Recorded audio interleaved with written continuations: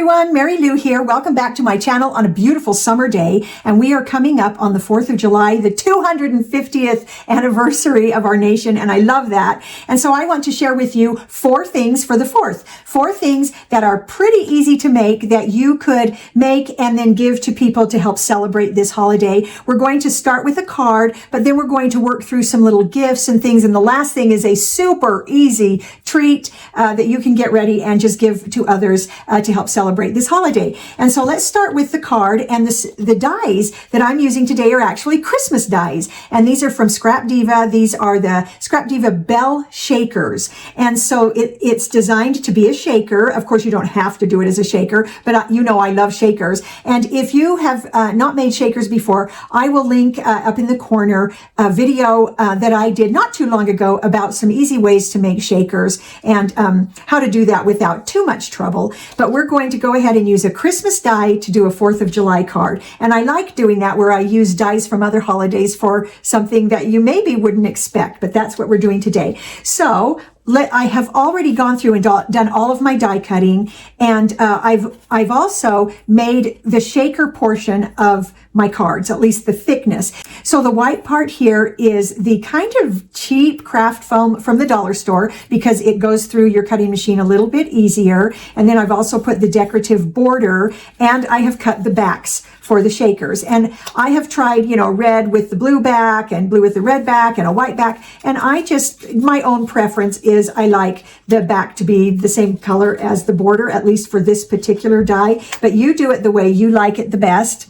And so I've put the craft foam, and then the window is made of Duralar. This is one of my favorite products. I have used this for so many years from when I was a school teacher. So it's just that clear acetate window. And Duralar comes with a sort of a white backing. And so when I cut it out, I just leave that white backing on it, and it kind of helps cut it. So that's what these are. And then I just have them separating my pieces that I've cut. And then I have already done the decorative bit on there. So we are going to add the shakers, the shaker bits, and I have an assortment here. And then we're going to put the backs on, and then we'll go ahead and assemble the card. So when I'm doing a lot of gluing, I'm just going to bring in an old sack that I have. And we'll just get this part done. I'm not going to show you making all of these. I'm just, I have several cut because I do need to send some cards to people. You know that Ann and I make cards for my aunt every month. And I have some other people that I want to send some shakers to. So I'm just going to fill this up. Oh, those are hearts. I don't think I want those. Let me take those back out. Let's go with maybe some of these. I know that these are different shades of red. That's okay with me. So I'm mostly going to do red with some white to kind of fill in.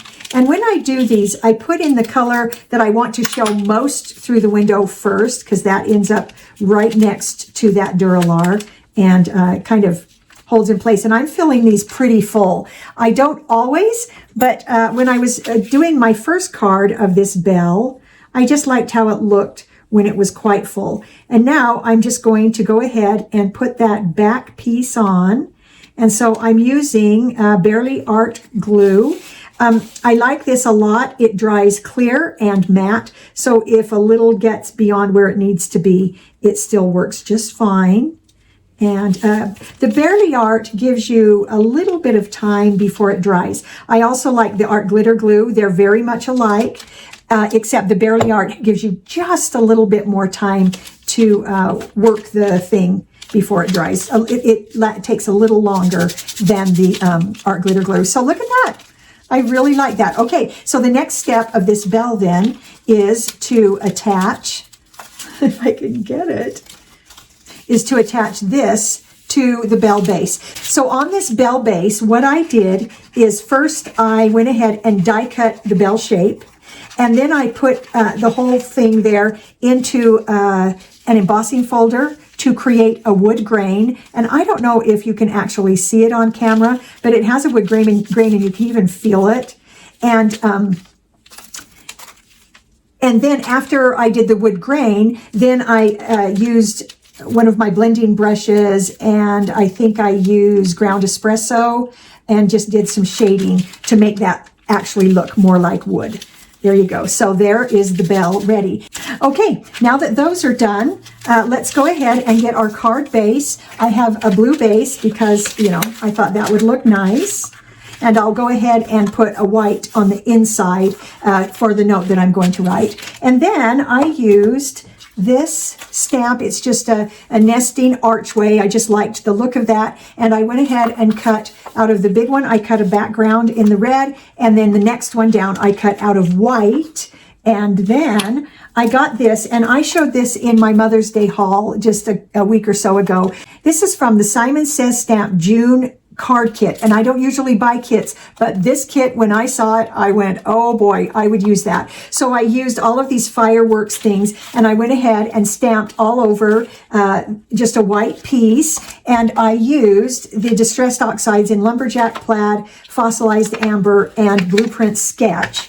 And I stamped on, you know, on the page, and then I went ahead and used that smaller arch and went ahead and cut that out. So that's going to be our decorative background. So I was just really excited about this particular stamp because I knew it had so many things that would already work with what I already owned. And so I did get that card kit, and hopefully I'll be showing you more things from that card kit and making some things coming up within the next couple of weeks. Okay, so now we're going to get this glued down. Okay, now just 2 notes about this. If you wanted, you could pop these up. These are going through the mail, and so this already gives enough thickness. Probably it might be more than I want, but I'm going to do it anyway. And you could pop those up. This red paper is from Hobby Lobby. Okay, so I'm going to position things here. I also have clear left over from Valentine's Day, some little bows. I might put those on. I'm not sure.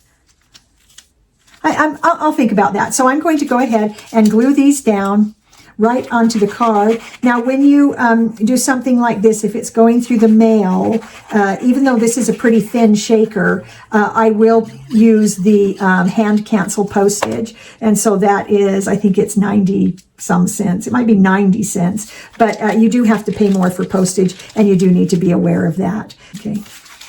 All right, now I'm just going to trim this. There, that's better. I also made a sheet of a little sentiment that says, let freedom ring. And what I did is I just found this, you know, online on Google or something, and then duplicated it in Word and made a whole bunch and just printed it on a sticker sheet.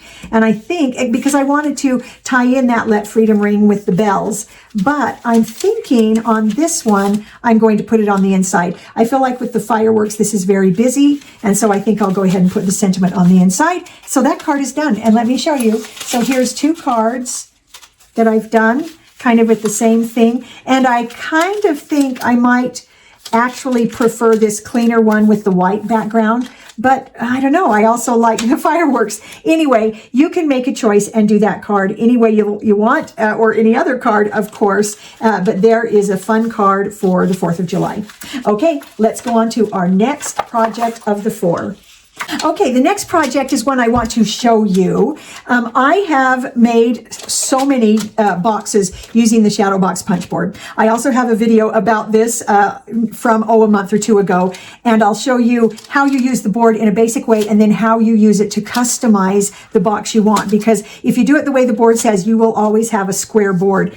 And I actually have made, I don't know, I'll bet 10 of these, and I use them for trays to store ephemera that I've made, and then I can just set them over here and use them. But I have made so many of these, and so this is one of the boxes that I customized using the Shadow Box punch board. So I'll put that video up in the corner so you can see it. But here's an idea. Get a box, go ahead and create a cover or a sleeve for it, and then you've just got load it with treats.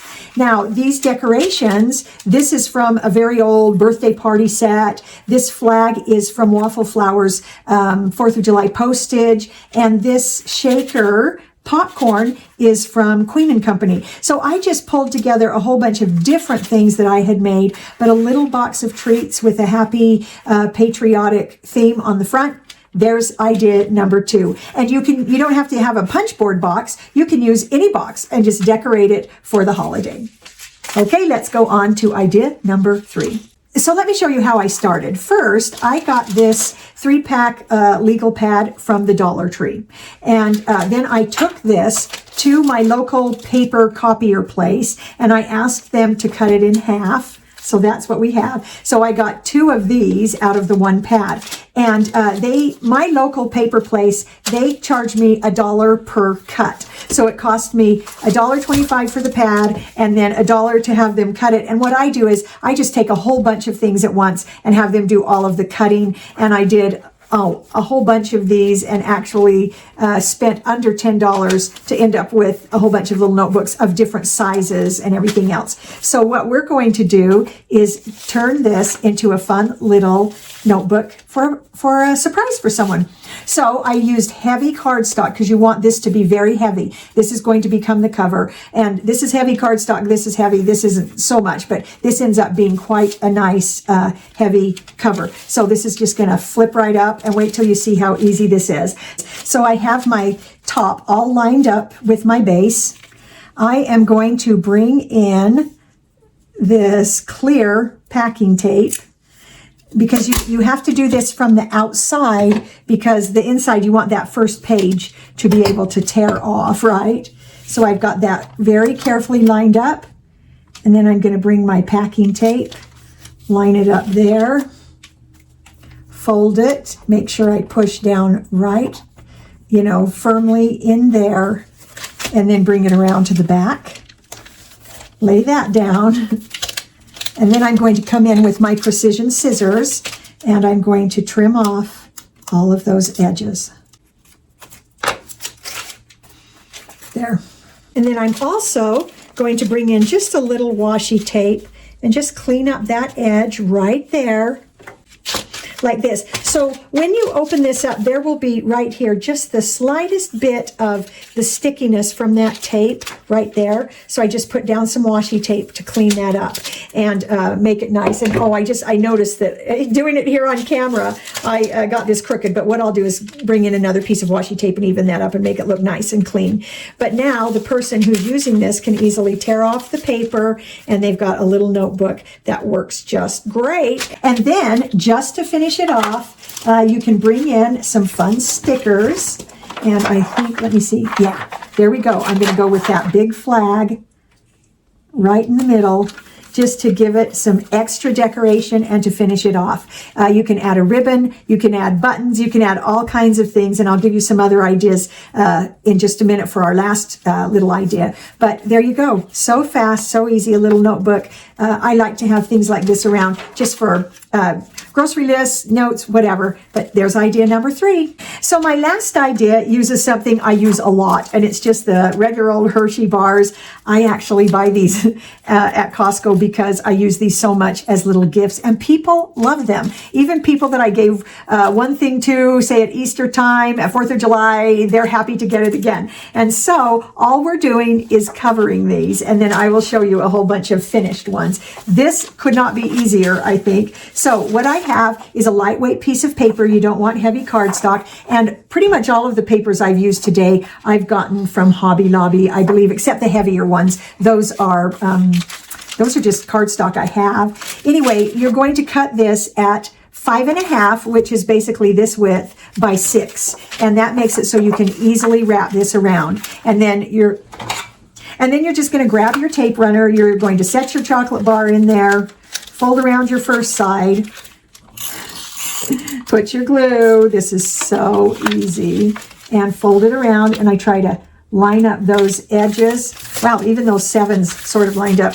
And there you go. And you can just stop at that. But of course, we want to decorate it. And so let's just grab one of our other little stickers here. I think I want to use the Liberty Bell. And some of these, let's use some of the red stars up there. There, done. Did you see how easy that is? Let me show you a bunch of finished ones. So this is pretty much just like that. That took me less than a minute. You honestly can just, mass produce these and have them for, I don't know, everybody who's coming to your 4th of July barbecue. But here's some other ideas. One thing that I do, if we're watching something, sometimes I'll just get my heart cutter and I'll just make some little I don't know, layered things like this that I just have on hand, and they're just easy. They're not very fancy, but there they are, you know, and so I can just pull one of these out and use them. So that's what I did with this one. I did an orientation of the bar the opposite way. Instead of, you know, up and down, I did it across and just added one of these goofy little embellishments that I made, I don't know, clear back at Easter time. So sometimes just having embellishments on hand really helps. And then I did the same thing with this, with the sideways orientation, with embellishments I already had.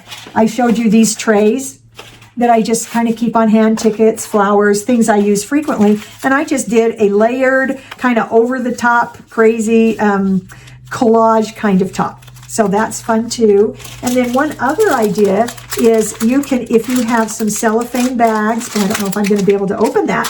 If you have some cellophane bags, you can go ahead and, I'm going to go ahead because if I need to, I can redo this because I want to show you.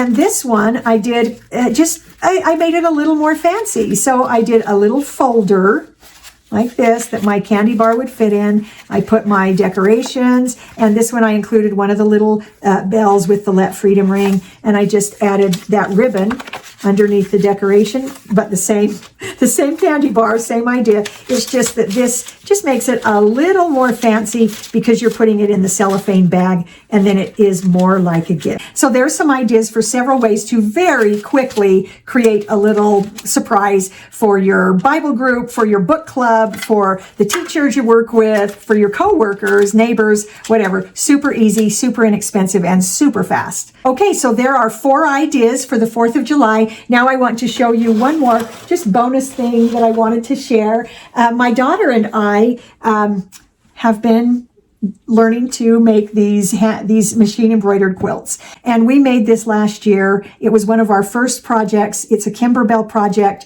Each block is a Kimberbell block, but we kind of redesigned it a little bit to create, the size and everything we wanted. But we have loved that embroidery machine, and it has been a learning curve. And we were able to get a refurbished one so that it was more affordable. But boy, we have loved it. If this is something you would like to see me do on this channel, would you comment below? I want to see the machine embroidery quilting. So here is bonus idea number 2. I got at Hobby Lobby a couple of weeks ago a big blue star that says USA 250 years, and I really like it. And so I experimented and put it in the middle of a wreath that I already had on our door, and I really liked that, but I wanted the wreath to look more patriotic, and it's been many years since I've made a wreath. And so we went to Hobby Lobby, and the girls helped me pick out some red, white, and blue flowers and a wreath form. And so I started with a red base and just put all of the red flowers around to kind of fill it in. And then I filled in gaps with the white flowers and finally added accents of color with the blue flowers. And then I was able to take that 250-year star and glue it right to the middle of the wreath, and it really kind of helped that stand out.